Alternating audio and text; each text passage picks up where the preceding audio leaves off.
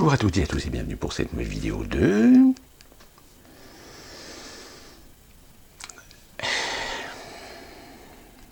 Eh oui.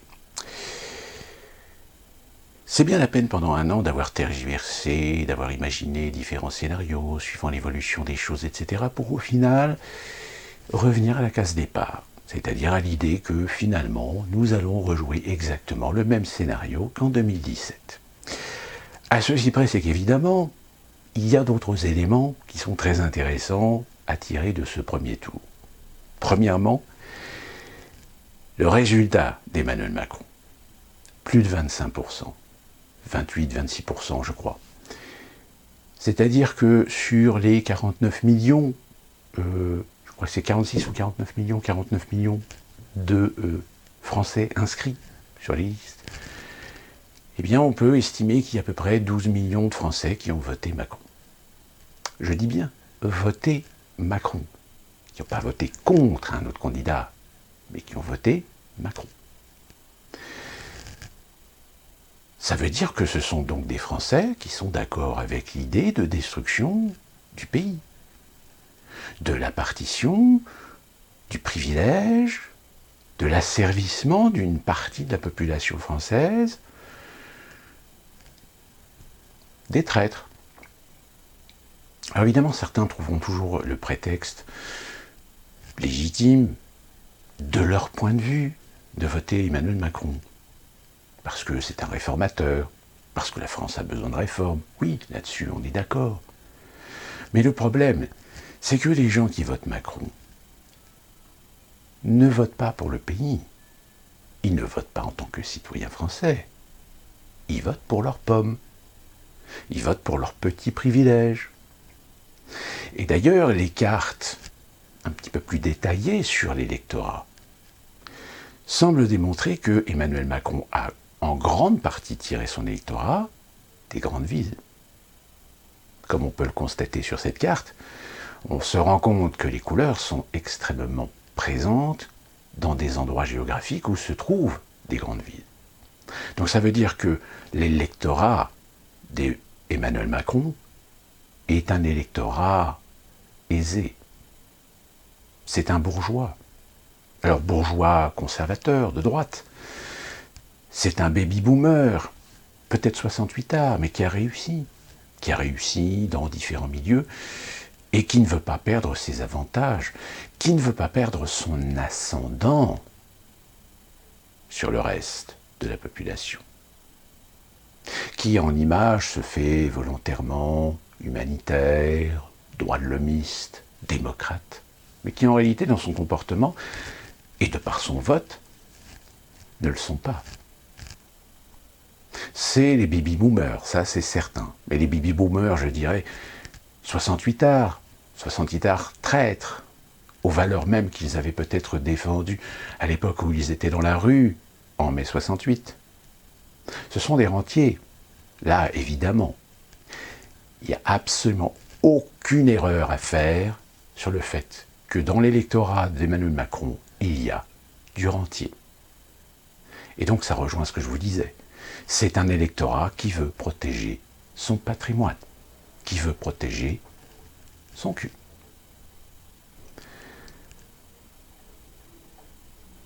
Et sinon le reste. Alors évidemment, Marine Le Pen, donc est au second tour avec un 23%, qui démontre que finalement, là où on avait dit que Zemmour était en train de siphonner de l'électorat Rassemblement National, force est de constater que c'est peut-être vrai avant décembre 2021. Après, je pense que ça s'est gâté. Ça s'est gâté du fait que Zemmour a peut-être commis l'impair de croire qu'il suffisait d'être franc, d'être honnête sur un certain nombre de points, qui a peut-être fait fuir un électorat qu'il avait en effet peut-être gagné. Et le résultat, il est ce qu'il est. C'est que finalement, Marine Le Pen s'est considérablement renforcée dans un certain nombre de coins de France ruraux, villages, petites villes, villes moyennes, alors que Zemmour, finalement, avec son 7%. Alors 7%, c'est bien en dessous des estimations, de tous les sondages qu'on avait pu voir. Et on s'interroge finalement, et on se dit, mais où est-ce que Zemmour a raté? Bon, je pense que honnêtement, il a raté sur certains propos. Là-dessus, je pense que malheureusement, force est de constater que les Français sont encore un petit peu dans le déni d'accepter des réalités, d'accepter des faits, et veulent absolument rester dans une image, dans une certaine hypocrisie, de ne pas admettre les choses telles que Zemmour les disait. Alors il les disait de sa façon. Moi personnellement, je pense que l'une des erreurs de Zemmour, c'est d'avoir parfois abordé des sujets un peu trop dans la généralité. Et ça, c'est ce qui lui a perdu. Maintenant, évidemment, il y a le cas Mélenchon. Souvenez-vous, dans ma vidéo de J-7, je vous avais dit, Mélenchon, il va peut-être faire la surprise. Il a une carte à jouer. Et bien finalement, force est de constater que j'avais raison. J'avais raison tout simplement parce que ce qui a fait le gain de Mélenchon, c'est évidemment le fait qu'il ait ratissé un petit peu à tous les râteliers, plus particulièrement sur le vote communautaire. Preuve en est la carte de l'Île-de-France où on voit très clairement et très nettement qu'il arrive en tête dans les circonscriptions où il y a beaucoup de communautarisme. Mais, et pas seulement, je pense sincèrement qu'une partie de l'électorat qui veut dégager Macron, qui aurait pu se porter sur Marine Le Pen ou Zemmour, mais parce que Marine Le Pen et Zemmour, vous comprenez, c'est l'extrême droite. Ils se sont finalement reportés sur Mélenchon. Alors ils se sont reportés sur Mélenchon, non pas par conviction, je dirais même qu'il y a peut-être des gens de droite qui ont voté Mélenchon. Parce qu'ils ont estimé peut-être voter pour le moins pire. Et je vais y revenir un petit peu plus tard, vous allez voir pour comprendre pourquoi. Et donc Mélenchon, oui, voilà, il confirme qu'il est le troisième couteau du paysage politique français. Et puis là, pour les autres partis, je vais y revenir, l'argument de dire oui, on n'a pas su mobiliser, on n'a pas su faire ceci, on n'a pas su conquérir la confiance des électeurs, ne peut pas tenir puisque le taux d'abstention est relativement faible, moins de 25%. On est loin des 40 ou 48 ou 50% qui là, en effet, pouvaient éventuellement être instrumentalisés par certains partis pour dire oui, mais finalement, avec le taux d'abstention qu'il y a, c'est un électorat qu'on appelle. Non. Il y a les 3/4 des Français qui ont bien voté. Et donc, la sanction, elle est là. C'est que Mélenchon a su attirer un électorat qui n'est pas particulièrement un électorat insoumis, qui n'est pas un électorat d'extrême gauche, mais parce que c'était un électorat qui est resté dans le carquois de « je ne vote pas pour les extrêmes droites ». Et certainement un électorat de gauche traditionnel, ça là-dessus je pense que maintenant on en a la preuve, parce qu'avec le résultat d'Hidalgo, alors je rappelle, en 2017, déjà, le Parti Socialiste avait bien morflé à cause des 5 ans de Hollande. Les Républicains, eux, étaient à 20%. Et bien finalement, cette élection 2022 enterre les partis traditionnels. C'est-à-dire qu'en l'espace de 10 ans, on est passé de 2 partis qui se sont partagés le pouvoir, ou pratiquement le pouvoir, pendant presque 30 ans, à aujourd'hui réduit à l'ersatz de petits partis politiques qui ne sont plus représentatifs du tout, qui ne sont plus représentatifs d'ailleurs de ce qu'ils avaient pu représenter à une certaine époque, c'est-à-dire les valeurs de gauche ou les valeurs de droite. Qui plus est, quand on voit le résultat de Pécresse, d'Hidalgo, de Jadot, les socialistes, les républicains, les écologistes se font battre par Éric Zemmour. Ce qui veut dire que même si Zemmour n'a pas brillé, comme on l'espérait, dans ce premier tour, il n'en reste pas moins à 7% au-dessus des autres partis qui, parmi eux, ont fait partie de ces gens qui ont traité Zemmour d'extrême droite, de fasciste, de raciste, etc. Ça veut dire que Zemmour a quand même réussi à convaincre. Alors certes, pas suffisamment, mais pour un polémiste, journaliste, chroniqueur, qui s'est décidé du jour au lendemain à vouloir faire de la politique et à devenir candidat à la présidentielle, tout en construisant un parti, à partir de rien, force est quand même de constater que même si on comprend qu'il peut être déçu, il n'en a pas moins réussi un pari qui était osé. Maintenant, à savoir, est-ce qu'il va être présent pour les législatives? Là, pour l'instant, je n'ai pas de réponse à la question. Le fait est, c'est que, et là j'en viens donc aux autres candidats, eh bien, quel débâcle, puisque quand même, Macron à 28 ou 26, Marine Le Pen à 23-24, Jean-Luc Mélenchon à 22 apparemment, puisque le fin de dépouillement, je crois qu'il atteint 21, presque 22%. Donc il est quand même derrière Marine Le Pen. Personne d'autre, aucun autre parti ne dépasse les 10%. Je ne sais pas si vous vous rendez compte. Vous avez 3 partis qui ont dépassé la barre des 20. En général, quand vous avez un électorat qui se dilue après sur 12 candidats, il y en a au moins 1 ou 2 qui atteignent un 11 ou 12 ou 13%. Là, il n'y en a pas un. Puisqu'on passe de Mélenchon à 22%, à Éric Zemmour à 7%. Vous rendez-vous compte? Rendez-vous compte que ça veut dire quoi? Ça veut dire qu'aujourd'hui, Macron a réussi un autre pari.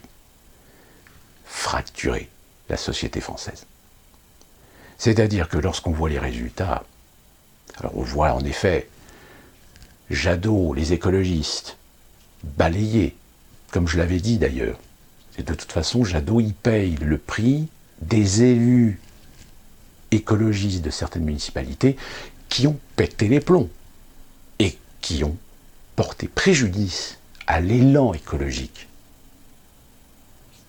Hidalgo, pas de surprise. Je dirais même que même si on s'attendait qu'Hidalgo fasse peut-être 6 ou 7%, là, c'est une catastrophe. 2%. Pécresse, les Républicains qui sont l'héritier de la droite conservatrice traditionnelle, qui ne dépassent pas les 5%. Pour vous dire, la Salle, même la Salle, qui pourtant est un petit parti, est un candidat qui était isolé, un candidat qui a été décrié, un candidat qui a été ignoré, arrive à faire plus que le Parti socialiste, voire même les Républicains. Je pense que la Salle, aujourd'hui, il peut être fier. Il peut être fier du résultat qu'il a fait parce qu'il supplante les partis traditionnels. Reste Dupont-Aignan, Poutou, Artaud, etc., qui sont à la hauteur des résultats qu'on pouvait espérer, pour lesquels, il n'y a pas de surprise. Donc, quand je vous disais que la République est morte, et bien là, vous en avez la preuve. Vous en avez la preuve parce que, comme je vous l'ai dit, la France, ça y est, elle est fracturée. Elle est fracturée avec d'un côté la France des privilégiés, la France des aisés, la France de la petite bourgeoisie, à la fois de gauche comme de droite, qui s'est répartie entre Macron et Mélenchon. Et ensuite, la France ouvrière, la France populaire, la France évidemment majoritairement blanche, traditionnelle, de souche, on va dire, quoique je ne suis pas certain qu'il y ait beaucoup d'électorat Rassemblement National qui soit exclusivement que blanc. Je pense qu'il y a aussi beaucoup d'émigrés, ou voire d'enfants d'émigrés qui ont voté Rassemblement National. en fait, on revient à une situation qu'on a connue par le passé, que d'autres pays ont connue par le passé, c'est-à-dire la crise. Une crise financière, une crise sociale, une crise politique, et qui finalement va générer une fracture dans la population, telle que celle que nous connaissons maintenant depuis quelques années aux États-Unis. C'est-à-dire une France de privilégiés, d'aisés, qui vont tout faire pour garder leurs privilèges, quitte même à accepter, concéder, donner son consentement à Macron et son gouvernement de faire l'inimaginable, tant que, je vous dis, cette petite portion de Français gardent leurs petits privilèges, leur petit confort. Et en face, va y avoir la France des laborieux. Ce que j'appellerais plus vulgairement les Français sacrifiés. Parce qu'ils vont l'être, sacrifiés. À plusieurs niveaux. Donc aujourd'hui, ceux qui veulent dégager Macron, il n'y a pas d'autre solution. C'est soit vous faites la révolution ou un coup d'État. Vous allez me dire, oui, il y a le second tour. Mais excusez-moi du peu. Là, vous allez voir, je vais vous montrer les décisions ou les choix ou les prises de position de certains candidats, en grande majorité, lutter contre la haine, faire barrage au Rassemblement national, voter Macron. Donc en finalité, si vous reprenez les pourcentages du premier tour, vous faites l'addition, voire même vous prenez que 80 ou 70% de l'électorat que vous rajoutez sur l'un ou sur l'autre, vous vous rendrez compte très rapidement que Macron peut minimum assurer au moins 40% ou 41%. Et très probablement, il va dépasser les 60%. Donc Marine Le Pen, déjà, de toute façon, a déjà perdu le second tour. Alors, évidemment, il y a d'autres phénomènes, mais ça va être des épiphénomènes. Des épiphénomènes, c'est-à-dire, par exemple, Mélenchon. Mélenchon qui dit ne pas donner de voix à Marine Le Pen. Ça ne veut pas forcément dire dans cet électorat d'aller voter Macron. Vous voyez la subtilité de langage de Mélenchon. C'est-à-dire que Mélenchon fait exactement la même chose qu'il a fait en 2017. C'est-à-dire qu'il ne donne pas de consigne. Il dit simplement ne votez pas pour le Rassemblement national. Mais ça ne veut pas dire que, alors votez Macron. Contrairement aux autres, comme Jadot, Hidalgo, Pécresse, dont d'ailleurs Pécresse, on avait dit qu'à 20h, elle s'apercevra qu'elle a perdu, à 20h02, elle appellera à voter Macron. On s'était trompé, on avait mis un petit peu trop tôt, puisque finalement elle l'a fait à 20h19. Donc tous ces candidats appellent à voter Macron, pour lutter contre le parti de la haine. Mais Mélenchon, lui, joue plus subtil, c'est-à-dire que j'ai l'impression que Mélenchon, en fait, il pousse à l'abstention. C'est-à-dire que Mélenchon, ce qu'il souhaite, c'est qu'en effet, que Emmanuel Macron sera peut-être élu, parce que l'intérêt de Mélenchon, c'est de voir un Macron élu pour 5 ans, ce qui donnera une consistance et une existence à son parti, mais j'ai envie de dire, même si Marine Le Pen est élue. Donc en fait, le vrai gagnant de ce premier tour, et le vrai gagnant de l'élection présidentielle, c'est Mélenchon. Mais, comme je vous l'ai dit, il n'a pas donné la consigne de voter pour Macron, ce qui veut dire qu'on est dans la perspective que c'est 20% qui vont faire la différence entre Macron et Marine Le Pen. Alors là, vous allez me dire, pour Marine Le Pen, vous allez voir, je vais y revenir. On ne sait pas. On ne sait pas quelle est la proportion de gens qui vont peut-être s'abstenir. Est-ce qu'il va y en avoir un tiers? Est-ce qu'il va y en avoir 2 tiers? Est-ce qu'il va y en avoir 3/4? Est-ce qu'il va y en avoir que la moitié qui va s'abstenir? Parce que le second tour, je dirais à la limite, il y a quasiment 100% de chances que Macron soit réélu, mais ce qui va être intéressant, c'est l'abstention. C'est-à-dire, cette abstention, elle va soit légitimer Macron, ou soit mettre une sorte d'épée Damoclès sur la tête de Macron, disant oui, processus démocratique, élection présidentielle à 2 tours, t'as 60%, c'est très bien. Mais 60%, ou même 70%, alors que t'as un taux d'abstention de plus de 60%, t'es pas légitime. Mais attention, 60% de gens qui votent. Contrairement à 2017. En 2017, on estime que, en effet, il avait atteint, je ne sais plus, je crois 62%, mais on avait estimé que sur l'ensemble des Français en capacité de voter, il ne représentait qu'en réalité 16%. Donc là, voilà, ça va être le problème. Mais de toute façon, on a bien vu que pendant 5 ans, il n'en avait rien à foutre. Il a le pouvoir, son gouvernement a le pouvoir, restera évidemment les législatives, mais là encore, je vais y revenir. Et quand je vous dis que ce pourcentage de 20% de Mélenchon va être déterminant, si on suit une logique, on se dit, de toute façon, c'est torché, Macron, il va gagner le second tour. Mais il y a un phénomène intéressant qui se passe sur les réseaux sociaux. C'est qu'il y a énormément de gens qui, depuis hier, sont en train de dire « J'ai voté pour Mélenchon, j'ai voté pour Hidalgo, j'ai voté pour Jadot, etc. Mais j'en ai tellement gros sur la patate de Macron que je vais peut-être me résigner à voter barrage contre Macron. » C'est-à-dire qu'aujourd'hui, on est en train de voir des gens qui, par défaut, votaient plutôt à gauche ou écologistes et qui vont peut-être voter Marine Le Pen. Juste une inversion de valeur, c'est-à-dire là où on pousse médiatiquement à voter contre Marine Le Pen, eh bien, il y a des gens qui finalement sont en train de se poser la question si finalement ils ne vont pas voter contre Macron. Et c'est là que ça va se jouer. C'est ces 20% de mélenchonistes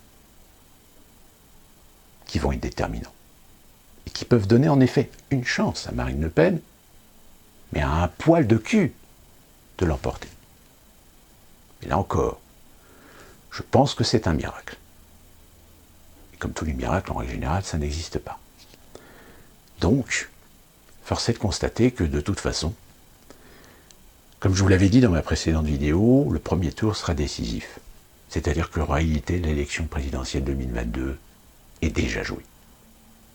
Elle est déjà jouée parce que tous les partis traditionnels sont à la ramasse, tellement à la ramasse qu'ils n'atteignent pas les 5%, donc leur campagne présidentielle ne sera pas remboursée. Donc, déjà dès hier, on a vu les écologistes, les socialistes et les républicains commencer à faire appel aux dons. C'est-à-dire qu'en fait, c'est des citoyens français qui vont devoir donner de l'argent à ces partis politiques pour qu'ils puissent continuer à exister, sur l'argument de dire oui, mais attendez, il y a encore les législatives. Donc si Macron est réélu, notre seul moyen de... Mais vous vous foutez de la gueule de qui? Surtout les républicains. Je veux dire, les républicains, moi je vous le dis franchement, avant les législatives, il faut que les républicains... Ne donnez pas d'argent à ces républicains. Laissez ce parti faire faillite. Pourquoi? Parce que, qu'est-ce qu'ils vont faire, les Républicains? S'ils amènent des listes aux législatives, il y en a au moins les 2/3 qui seront des listes en coliste avec les macronistes. C'est-à-dire qu'ils vous baiseront comme ils l'ont fait en 2017. C'est-à-dire qu'ils se rallieront à la majorité présidentielle. La République est morte.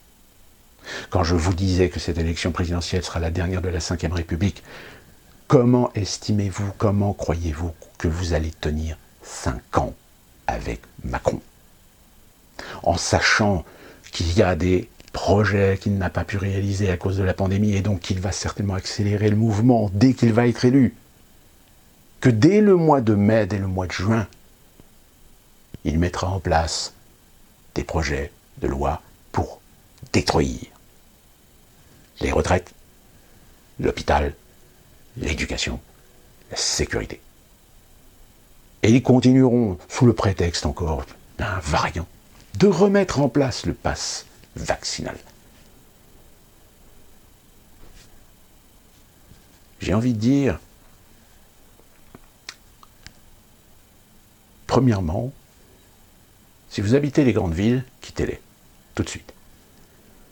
Parce que je pense qu'il y a beaucoup de Français qui en ont tellement gros sur la patate, qui ont été tellement trahis, qu'il y a des Français sur lesquels on a tellement craché dessus, que ce soit pas seulement des macronistes, mais aussi socialistes, républicains, même de l'extrême droite, de l'extrême gauche, etc., qui n'ont plus confiance en qui que ce soit, mais qui gardaient encore une certaine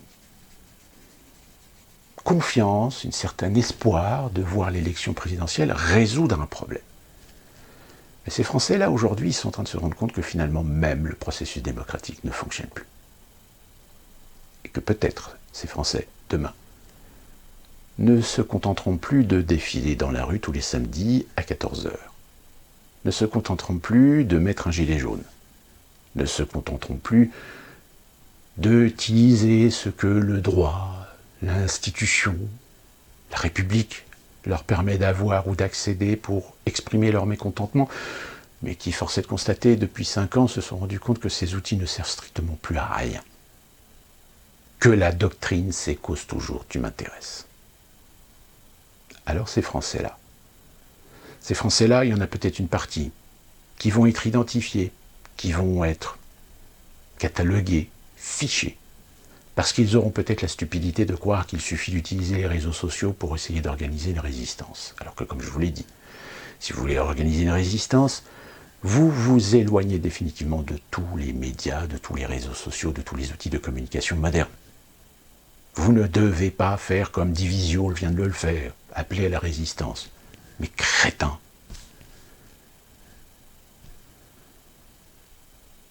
Donc quittez les grandes villes parce que c'est là que ça va s'affronter.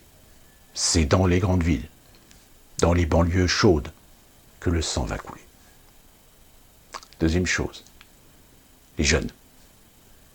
Aujourd'hui, je pense que pour votre avenir, vous allez devoir prendre en compte un paramètre essentiel. C'est de mettre en option dans votre avenir le fait de quitter la France. Parce que si vous êtes issu des milieux modestes, classe moyenne, petite classe moyenne, classe ouvrière, on ne vous donnera pas de chance. Parce que les privilégiés, eux, comme je vous l'ai dit, s'ils votent Macron, c'est parce qu'ils veulent garder le pouvoir, parce qu'ils veulent garder l'ascendant sur vous. Et ça vaut aussi pour les musulmans. Je vous ai déjà prévenu, les musulmans, je vous l'ai déjà dit, vous êtes des instruments, vous êtes des outils. Si Macron est réélu, Mélenchon va certainement se servir de vous pour son combat politique. Mais au final, vous aussi, vous serez les dindons de la farce. Parce que quand les choses vont commencer à déraper, souvenez-vous ce que je vous ai dit dans ma vidéo « La russophobie », qui parlait de ce phénomène qui, à un moment donné, pousse des gens à ne plus se poser de questions, à ne plus relativiser. Et fatalement, malheureusement, faire des amalgames, faire de la généralité. Et que vous risquez fortement d'être des cibles. Alors des cibles directes, si vous êtes musulman, un jeune de quartier, délinquant, voleur, lié à la drogue, etc., alors vous, c'est mort. En revanche, pour les autres, soyez attentifs et protégez-vous. Parce que, dites-vous bien une chose, ce ne sont pas les politiques qui, lorsqu'ils verront que des Français commencent à faire couler le sang, ils protégeront leur cul à eux, pas le vôtre. Troisièmement, si vous avez du patrimoine, investissez dans de la valeur sûre. Investissez dans de la valeur, on ne risque pas à un moment donné de vous couper l'accès à vos valeurs, soit peut-être parce que vous avez dit quelque chose sur les réseaux sociaux qui ne plaisent pas, soit peut-être parce que vous vous êtes affirmé contre le régime, soit peut-être que, comme moi, je dis que la République est morte. Si je dis que la République est morte, c'est-à-dire que je n'ai plus confiance en la République, je n'ai plus confiance envers la démocratie, donc ça veut dire que je suis un facho, ça veut dire que je suis un antidémocrate. Ce qui n'est pas le cas. Mais ils feront en sorte de faire que tous ceux qui mettront ou remettront en question la République seront des terroristes. Et vous savez ce qu'on fait aux terroristes. Petit à petit, on leur coupe les vivres. Donc si vous voulez éviter de vous faire éjecter du système, protégez-vous. Investissez dans de la pierre, investissez dans de l'or, de l'argent. Essayez de placer votre argent ou essayez de récupérer un maximum de ce que vous pouvez de votre patrimoine en liquide, au mieux. Mais, comme je vous l'ai dit, il y a une volonté d'essayer de supprimer le cash, de supprimer le liquide. Donc forcément, c'est aussi pour cette raison. C'est pour empêcher les gens de récupérer ou de stocker de la valeur fiduciaire. En effet, pour ceux qui ont un peu d'argent, etc., investissez dans de la pierre. Investissez dans des maisons, investissez dans des terrains. Qui plus est, investissez dans des terrains avec des ressources. Actuellement, il faut savoir qu'il y a beaucoup de gens qui cherchent des terrains en campagne avec des puits, avec de l'eau, un accès à l'eau. Et enfin, je dirais ceci. On le sait, vous le savez, Macron va être élu. Il y a peu de chances que Marine Le Pen l'emporte. Ou alors ça serait la surprise générale et ça serait remettre en question complètement toutes les valeurs de bon sens et je dirais de logique par rapport à l'électorat français. Comme je vous l'ai dit, Marine Le Pen ne peut gagner que si elle récupère au moins les 2/3 de l'électorat mélenchoniste, qui voudra voter contre Macron. Et là encore, moi je pense plutôt que ça va plutôt s'orienter vers de l'abstention plutôt que sur du report de voix. Donc ça veut dire que si les 2/3 ou la moitié de l'électorat Mélenchon s'abstient, c'est torché. Macron est réélu. Reste les législatives. Mais là encore, les législatives est un moyen de faire en sorte de ne pas donner une majorité à Macron. Mais comme je vous l'ai dit, vous avez des partis comme les Républicains, les centristes, les écologistes, qui sont tout à fait à même de trahir pour permettre de continuer à exister par l'intermédiaire des macronistes et donc de faire en sorte de voir des alliances et de permettre de voir la majorité présidentielle confortée. Et vous verrez, après le second tour, très rapidement, vous verrez des républicains faire comme certains de leurs homologues en 2017, qui vont se transférer vers En Marche. C'est-à-dire que vous allez avoir des rats qui vont quitter le navire pour protéger leurs pommes, sous le prétexte de dire il reste encore un combat à faire, c'est de donner au président de la République une majorité pour pouvoir gouverner le pays. C'est très important. Parce que si le président de la République n'a pas la majorité au Parlement, le pays va devenir ingérable et ça va être le chaos. Donc encore une fois de plus, on va faire peur aux gens.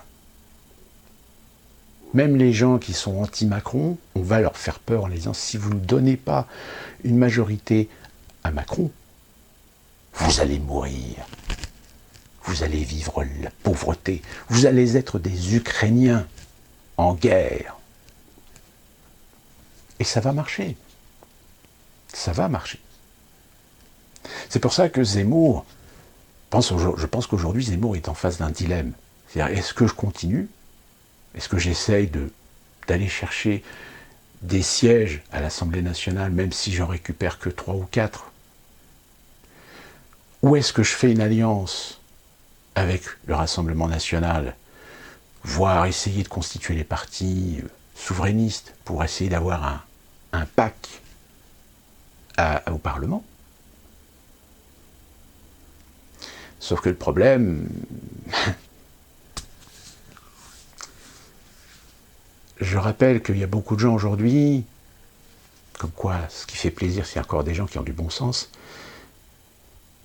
qui lorsqu'on parlait d'union des gauches, c'est-à-dire de faire une union derrière un leader, derrière un candidat, avec les insoumis, les socialistes, les écologistes, les communistes, eh bien Macron ne serait pas en face de Marine Le Pen, mais il serait en face Mélenchon.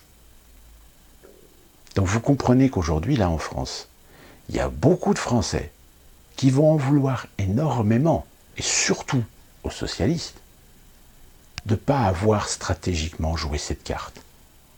Et qu'on a préféré jouer la carte du « oui, mais moi j'ai mes idées, moi je représente le parti qui a ses idées, je veux représenter une partie des Français et je m'évertue à faire croire que je vais faire un résultat qui sera digne de ma représentation de mon parti ».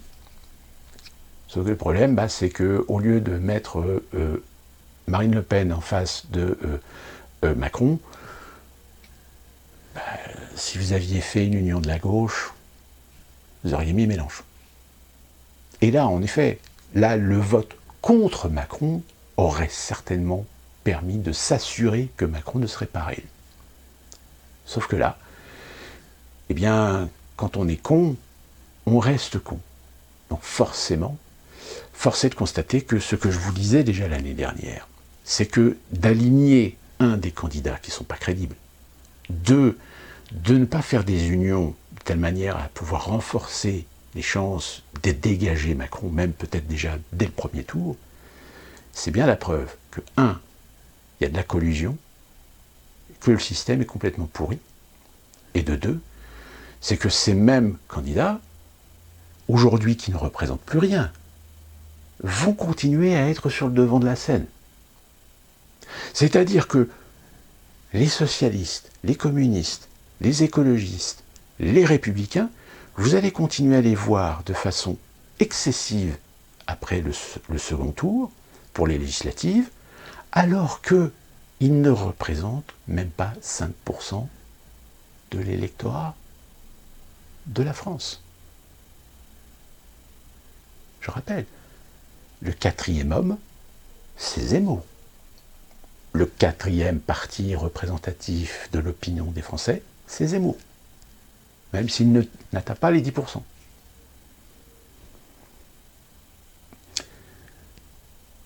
Donc, c'est pour ça que je dis, la République est morte.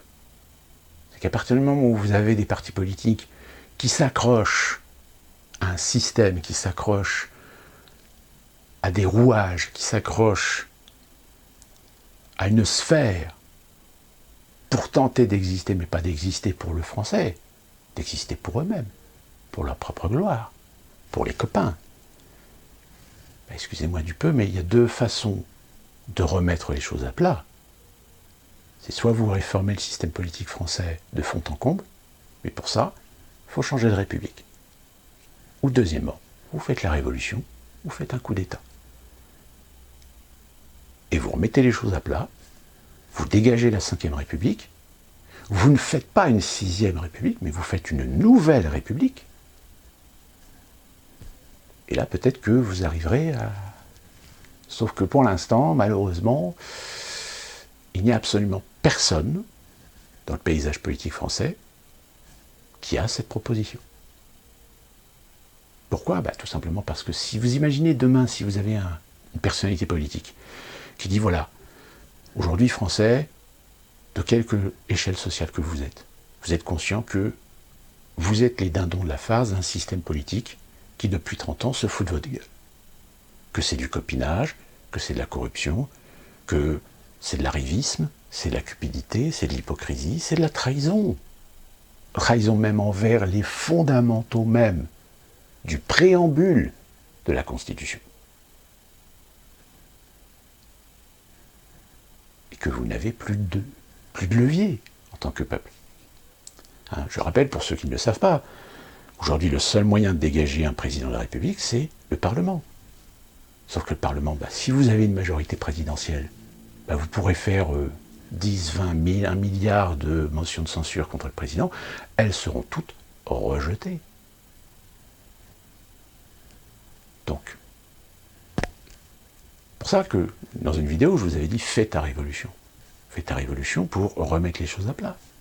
Comme par exemple, ne plus considérer le Sénat comme étant les représentants des élus de la nation, mais comme étant une seconde chambre représentante locale du peuple français. Et donc, par conséquent, établir des sénatoriales, comme c'est le cas aux États-Unis.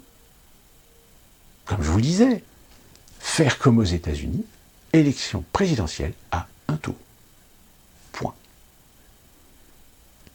Au moins comme ça, c'est net. Et on ne risque pas d'avoir des collusions, des copinages, des contrats, des deals, machin. Bon, écoute, voilà, si tu me garantis au moins 1 ou 2 postes de ministre pour quelqu'un de mon parti dans ton futur gouvernement, moi je fais en sorte de militer pour voter pour toi. Alors que ça fait depuis des mois et des mois que tu y craches dessus. Et là, tout d'un coup, c'est copain-copain. Comment voulez-vous que les Français réagissent face à ça, quand les Français entendent des candidats critiquer un candidat, et puis après le premier tour, t'es éjecté. Donc le candidat que tu as traité de tous les noms pendant des semaines, tout d'un coup c'est ton copain, c'est ton ami.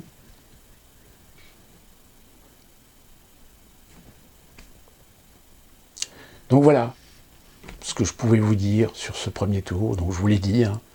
Pour moi, le second tour ne sera qu'une formalité pour Macron, qui va se faire réélire, il l'a dit, il l'a affirmé, que dès qu'il sera réélu, avant même les législatives, il s'attaquera aux retraites, donc 65 ans, mais attendez-vous dans 1 ou 2 ans qu'on passe à 70 ans, attendez-vous à ce que vos retraites capitalisées passent en priorité sur la répartition, c'est-à-dire que, en gros, on va être très clair, c'est-à-dire qu'aujourd'hui, tous les gens qui sont à la retraite gardent leurs acquis selon le fonctionnement, etc. Donc à la limite, on comprend pourquoi il y a certains retraités rentiers qui voudraient voir ce système changer, parce que pour eux, ils s'en foutent, puisqu'ils auront la garantie d'être payés. Que l'hôpital va être privatisé, dépouiller un système public tel que la santé, si c'est pour pas privatiser ou ouvrir au marché privatisé, donc ce serait un suicide. Et puis, vous verrez de plus en plus faire monter la sauce entre les Français. Comme je vous l'ai dit, hein, le sang va couler, le sang coulera, mais à cause de ce sang qui va couler, ça va permettre à Macron de mettre en place des lois liberticides, qui le feront encore plus et qui s'ajouteront au pass sanitaire pour déterminer des droits, des libertés à différentes personnes, suivant leur statut, si ce sont des gentils ou des méchants, si ce sont des esclaves ou des maîtres, si ce sont des élites ou des serfs. C'est-à-dire que on peut dire que là, on est en train de voir se mettre en place une sorte de servage moderne. Je rappelle, le RSA, qu'on veut essayer de faire travailler les gens qui sont bénéficiaires du RSA, ce n'est que la première étape du revenu universel. Le revenu universel étant un servage. C'est-à-dire que pour de l'argent public qu'on va te donner pour pouvoir vivre, il va falloir que tu acceptes, sans discuter, des consignes, des conditions, jusqu'à même peut-être voir certaines libertés supprimées. Ce qui va poser problème, parce que forcément, même si ça pourra peut-être aider des gens qui ensuite pourront retrouver leur liberté parce qu'ils retrouveront un travail, parce qu'ils auront pris une formation, le problème c'est que dans le système économique dans lequel on est en train de vivre, il y aura forcément des inutiles. C'est-à-dire forcément des gens dont on ne saura pas quoi faire. Des gens qui ne trouveront pas de boulot. Parce que tous les boulots qu'ils pouvaient trouver il y a encore 10 ou 20 ans, aujourd'hui sont automatisés, ou ont disparu, ou ont été dématérialisés. Donc, de toute façon, on va droit dans le mur. D'ailleurs, j'ai envie de dire qu'on commence à avoir le nez sur le mur. Après, tout dépend de la vélocité avec laquelle on est arrivé sur le mur, mais ça va faire très mal. Et comme disait d'ailleurs Delamarche, et je pense que Delamarche, là, il est en train Olivier Delamarche, je pense que lui, il est en train de préparer son départ de France, parce qu'il a dit, si jamais Macron est réélu, moi je pars en Suisse. Bien, je pense qu'à mon avis, oui, il y a beaucoup de Français qui vont envisager de partir à l'étranger.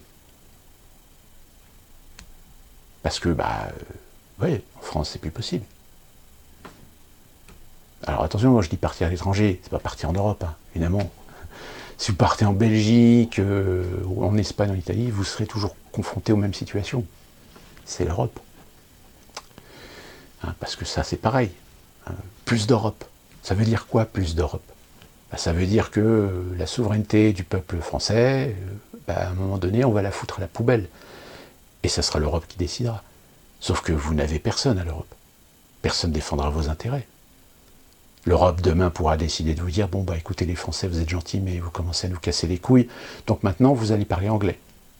Le français, on va le garder juste pour, voilà, pour le régionalisme, hein, mais voilà, toutes vos traditions, vos machins, vos trucs là, vos bidules, disparus. Hein. Vous allez maintenant filer droit.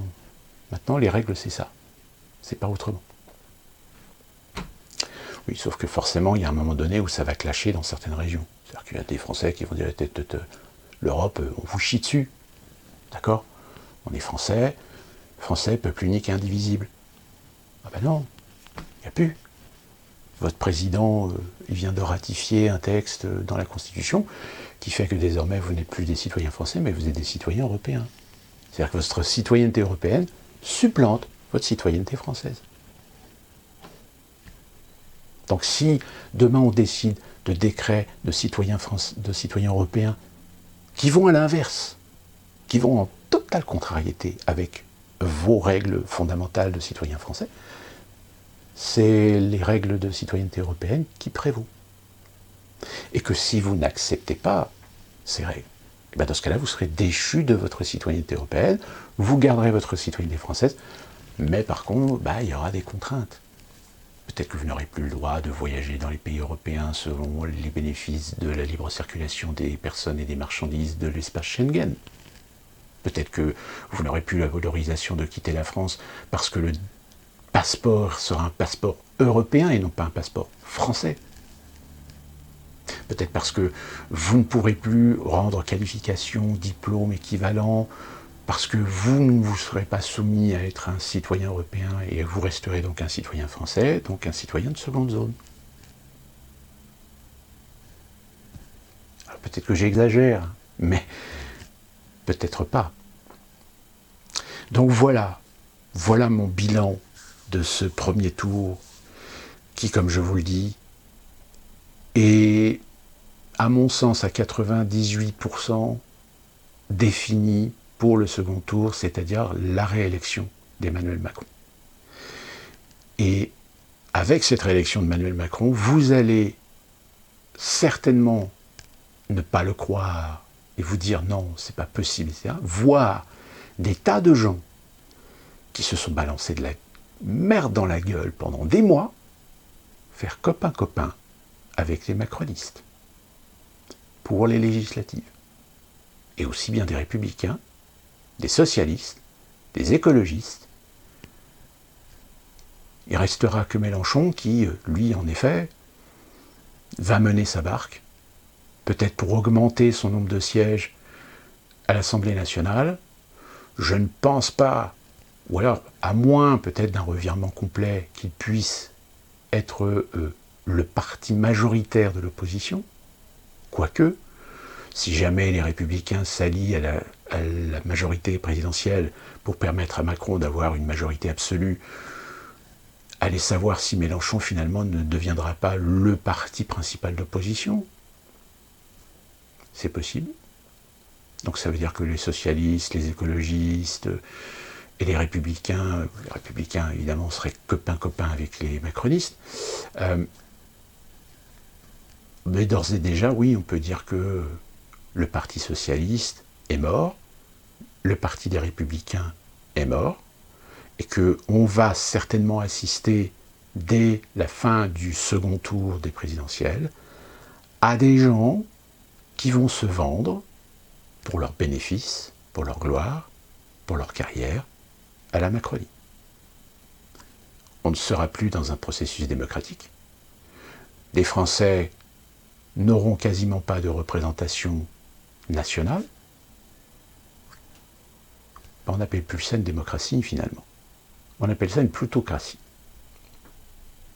Mes chers amis, la République est morte. Vive la Révolution. Et à très bientôt.